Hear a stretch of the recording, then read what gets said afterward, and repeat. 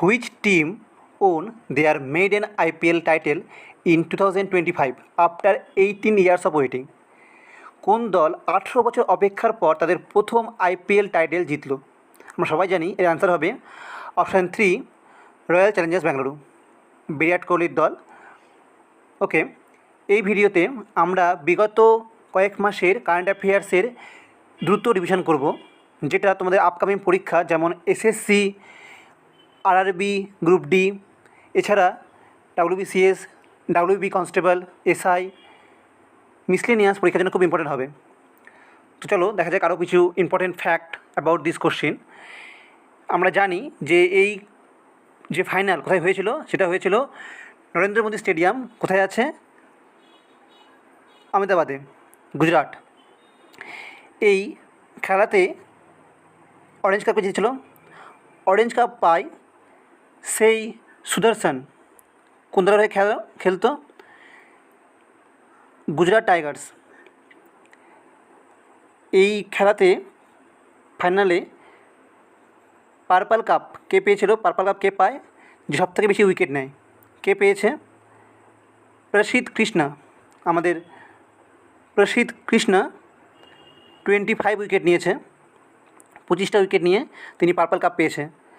এছাড়া আরও কিছু ইম্পর্টেন্ট ফ্যাক্ট মনে রাখতে হবে এই আইপিএল থেকে, যেগুলো পরীক্ষাভাবে আসে। ইমার্জিং প্লেয়ার কে হয়েছে? সেই সুদর্শন। এই তিনটে ফ্যাক্ট মনে রাখলে মোটামুটি হয়ে যায়। এছাড়া যে মোস্ট সিক্স কে মেরেছে? Nicholas Pooran. কটা সিক্স মেরেছে? 40টা সিক্স মেরেছে। এই আইপিএল থেকে এই তথ্য। তোমরা যদি এই আইপিএল সম্বন্ধে আরও ডিটেলসে ভিডিও চাও তাহলে অবশ্যই কমেন্টে জানাও, আমি নিয়ে আসার চেষ্টা করব। Okay, next question. Who won a bronze medal at archery world cup 2025 in men's individual recurve event? Answer হবে অপশান 4, পার্থ সুশান্ত সুলেনখে।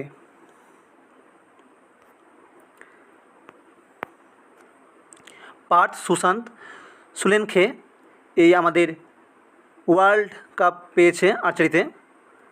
খুব ইম্পর্টেন্ট প্রশ্ন, এখান থেকে আর বিশেষ কিছু ইম্পর্টেন্ট জানার নেই। নেক্সট প্রশ্ন।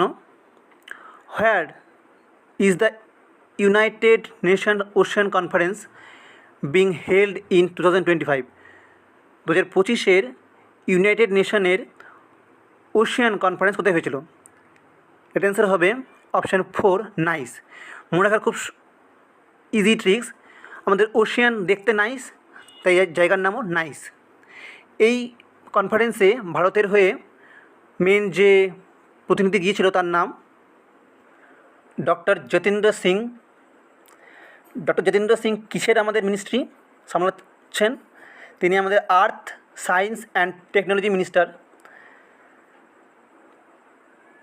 আচ্ছা, এখানে একটা ডিটেলস তোমাদের বলে রাখি যে আমাদের তরফ থেকে একটা নতুন ইংলিশ ক্র্যাশ কোর্স ব্যাচ নিয়ে আসা হচ্ছে, যেখানে তোমরা বিভিন্ন কম্পিটিটিভ এক্সামে ইংলিশ থেকে আসা বিভিন্ন টপিক যেমন synonym, antonym, parajumble, error analysis, voice change, narration, এই সমস্ত টপিকের উপরে ডিটেলসে রুলস দিয়ে বোঝানো হবে এবং প্র্যাকটিস করানো হবে। তোমরা যদি এই ব্যাচে অ্যাডমিশন নিতে চাও তাহলে অবশ্যই কমেন্টে জানাও, এবং আমি পিন কমেন্টে আমাদের হোয়াটসঅ্যাপ নাম্বার দিয়ে দেবো। তোমরা সেখান থেকে কন্ট্যাক্ট করে ডিটেলস খবর নিতে পারো। ওকে, ধন্যবাদ। নেক্সট প্রশ্ন। Who is the current president of the international criminal court? আমাদের ইন্টারন্যাশনাল ক্রিমিনাল কোর্টের বর্তমান প্রেসিডেন্টকে? এর অ্যান্সার হবে অপশান 2, জাজ Tomoko Akane. Tomoko Akane is the current president of international criminal court. Next প্রশ্ন।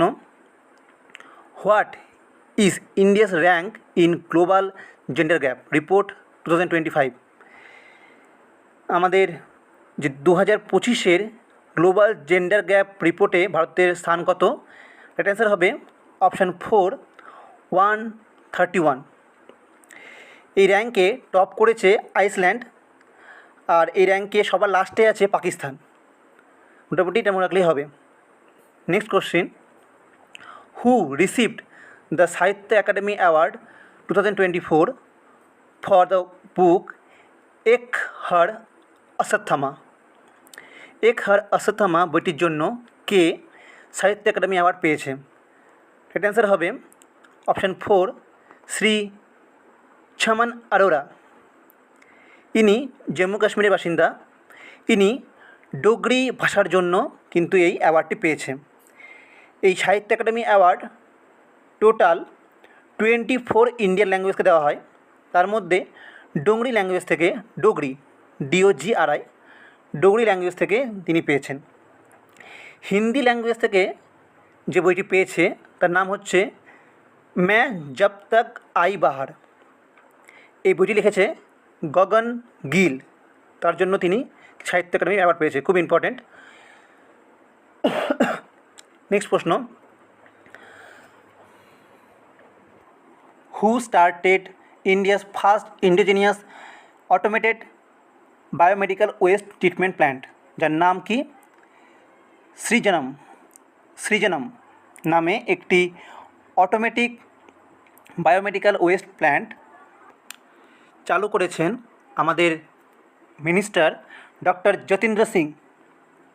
এটি কোথায় চালু হয়েছে? এটি চালু হয়েছে নিউ দিল্লি এইমসে। নেক্সট কোশ্চিন,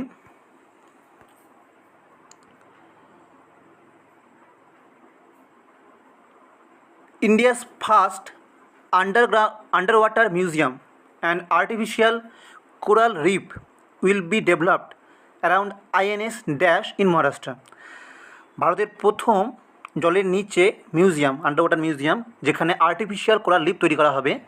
এটি আমাদের ভারতের একটি অব্যবহৃত বা রিটায়ার্ড সমুদ্র মানে যুদ্ধজাহাজের আশপাশে তৈরি করা হবে, যেটা আমাদের ভারতীয় নেভি থেকে দেওয়া হয়েছে মহারাষ্ট্র ট্যুরিজমকে, যে ট্যুরিজম সেক্টর ডিপার্টমেন্ট, তাকে দেওয়া হয়েছে।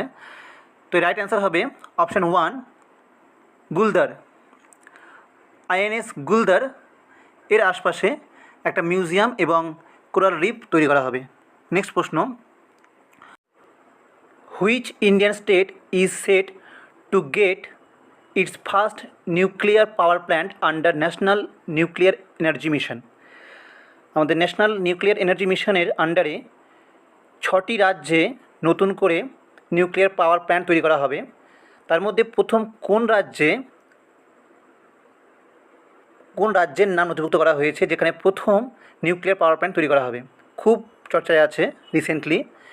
তো অ্যান্সার হবে option 3, Bihar. Next question, which of the following is not included in the list of official language under Ladakh Official Language Regulation 2025? Recently Ladakh national official language regulation pass হয়েছে। তার আন্ডারে total 5টা ল্যাঙ্গুয়েজকে official ল্যাঙ্গুয়েজের স্বীকৃতি দেওয়া হয়েছে। এই 5টা ল্যাঙ্গুয়েজের মধ্যে নিচের মধ্যে কোনটি নয়? তো এর অ্যান্সার হবে অপশান 3, তামিল। তো এই 5টা ল্যাঙ্গুয়েজ যারা অফিসিয়াল ল্যাঙ্গুয়েজের স্বীকৃতি পেয়েছে সেগুলো হলো English, Hindi, Urdu, Bhoti and Purgi, PURGI, যেটা লাস্ট অপশানে আছে। ওকে, আজকে এতখানি এই ভিডিও। ভালো লাগে থাকে তাহলে অবশ্যই লাইক করো, কমেন্ট করো এবং কোন টপিকের উপর ভিডিও চাও সেটা আমাকে অবশ্যই জানাও।